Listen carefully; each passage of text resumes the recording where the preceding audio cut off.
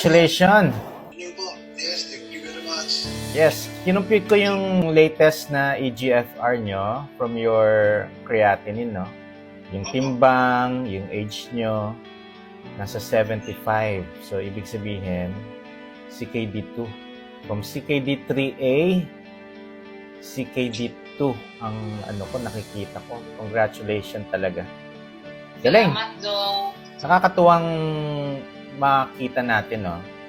When you change yung lifestyle ninyo, yung mga kinakain natin, and syempre, hindi lang naman nutrition, nagpa-fasting kayo, right? Yes, sir. Yes po. Tapos, may exercise na rin. Walking lang kami. That's okay. Walking is cardio workout. So, importante yan, meron kayong workout din. No? From CKD3A, ang ganda, naging CKD2.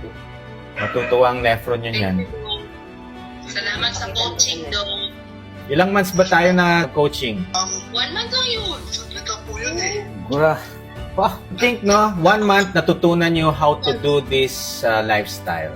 And in-incorporate nyo sa inyong buhay-buhay. Ayan, ang ganda. Thank you. Thank you po. Okay, so follow up tayo after 3 months.